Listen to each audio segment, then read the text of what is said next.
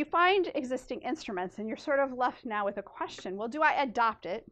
Do I just use it as is? I don't need to invent a new depression scale. I'm just going to use the Beck Depression Inventory because what that is measuring mirrors exactly my construct definition of depression. Or you may feel like you need to adapt it. It comes pretty close to my definition, but I'm also interested in these other subconstructs that this isn't tapping into. So maybe I want to adapt it and change it in some way. Now, there's pros and cons to both sides. You need to be aware, though.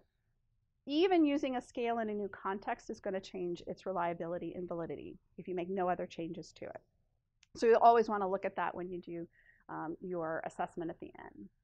But altering a scale, using only a certain subscale, those types of things, changing the wording of questions or the ordering, any of those kinds of changes are also going to reflect in the reliability and validity. So you want to be sensitive to that and realize you need to be looking at that. You can't just make changes and assume it's still going to be a valid instrument for you. And it's really important to ascertain if that instrument is something that you have permission to use.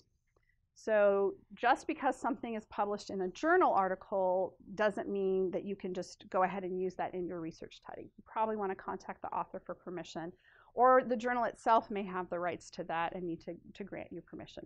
Generally, I think most of us want our scales to be used by other people, and we say yes. So it's kind of cool, and we want to see what other people are doing with our work. But I just wanted people to be aware of that just because it's available on the internet or available in a journal doesn't mean that you can just adapt it or use it without permission. And they have great resources at the library to help you with that if you have particular questions there. So just my little golden rule at the bottom, treat